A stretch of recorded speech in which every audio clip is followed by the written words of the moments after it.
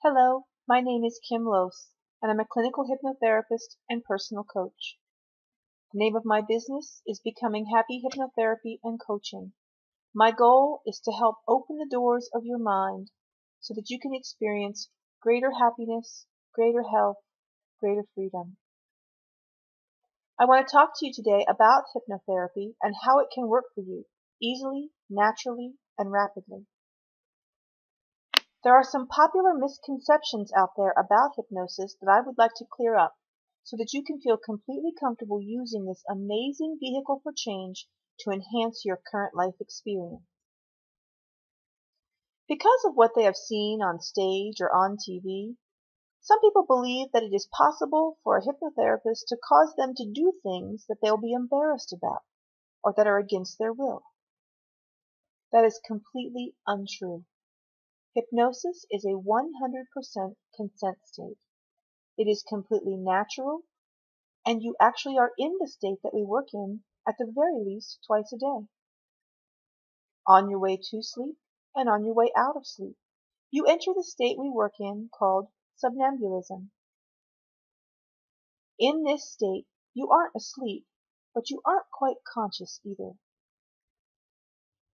However, you are acutely aware of what is going on inside your mind, the portion of the mind known most popularly as the subconscious.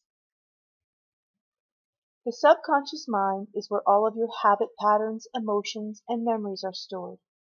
And when you are in hypnosis, you are still 100% in control of yourself. While in the state of hypnosis, if you were to hear something or the therapist suggested something that made you uncomfortable, you would immediately open your eyes and exit the state. Those guys that do those stage shows are trained how to pick the folks out of the audience who are very suggestible and would probably do what they are asking after having a beer or two, let alone being hypnotized. They would never pick a nun out of the audience because they know that a person would never do anything in hypnosis that is against their moral fiber, so she wouldn't be as entertaining. Some people don't believe they can be hypnotized at all. Well, let's refer back to the statement I just made about you naturally being in that state at least twice a day all on your own. Hypnosis is a completely natural, God-given state that gives you consistent, reliable access to the inner workings of your mind.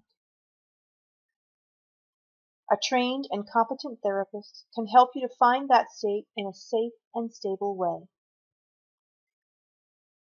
and assist in unwinding the knots you may find there that are keeping you from living your life the way you may intend. All that is necessary for a therapist to induce that state for you and do this amazing life-changing work is for them to establish a trust relationship with you so that you're completely comfortable and eager to allow yourself to ease into this peaceful and powerful place. Let's take a look at some graphics that will help you understand what I'm talking about. This is a little illustration of the levels of the mind. So how does the mind work? First, we have the conscious level of the mind. This is your conscious waking state, your walking around state. Then we have the subconscious mind and the unconscious mind. Now, the unconscious mind doesn't really enter into our practice of hypnosis much unless we're working on some deep physical healing, because the unconscious mind is responsible for your automatic body functions and your immune system. Let's talk about the conscious level of the mind. There's several facets to the conscious level of the mind that I want you to be aware of, and the first is the analytical process that goes on in the conscious mind. That's that part of you that looks at a problem and decides how to solve it. Then there's the rational part of the conscious mind. That's the part of you that must give you a reason for why you do the things you do. So, for instance, if you're a smoker, you might tell yourself, well, I still smoke because it's the only thing that calms me down when I'm upset. Well, let's be real here. Nicotine is a stimulant, and it can do anything but calm you down. But the habit of smoking was formed in such a way that it gave you a level of comfortability because you were fitting in with the crowd. So that's the part that calms you down, not the cigarettes. Then there's willpower. Now, willpower is just short bursts of mental energy that fades. It will not change mental patterns. Willpower is in the conscious level of the mind, and all of your habit patterns lie in the subconscious mind. The last part is your temporary memory. That's the part of your conscious mind that stores the stuff we need for everyday living. Your kids' names, the way to work, hopefully where you left your keys last. And now let's talk about that subconscious mind. The subconscious mind is really sort of like the onboard computer for this amazing machine called your body.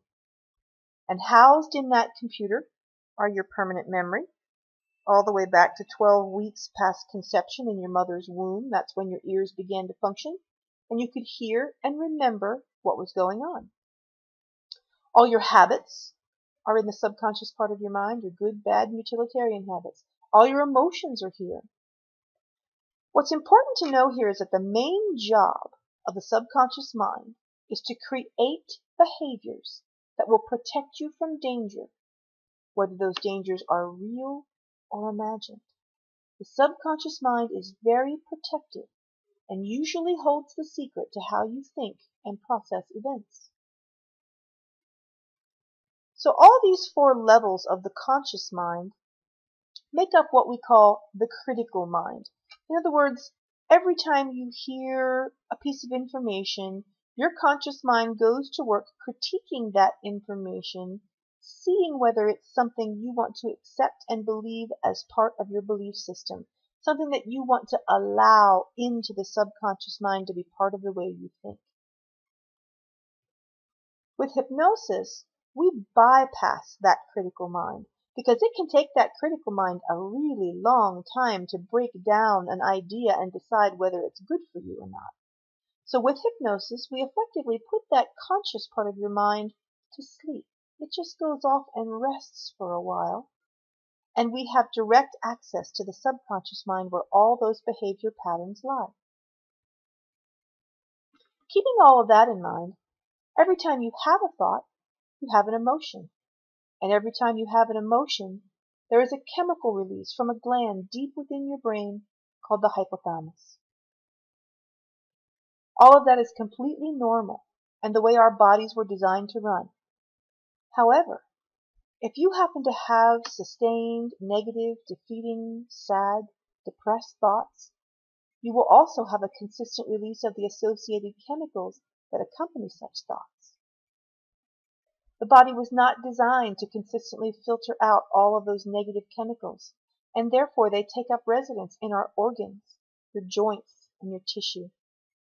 This sets you up for disease. This is what scientists now call the mind-body connection. Many blocks to your current happiness can be removed using clinical hypnotherapy. Some of the most common areas treated are smoking cessation, weight loss, phobia removal, grief, relationship difficulty, stress, self-esteem issues, study anxiety, and many, many more. If you'd like to learn more about taking the first step to regaining control over your life and beginning your journey back to happiness, health, and prosperity, call today for your free consultation. 405-669-0828. You will be so glad you did.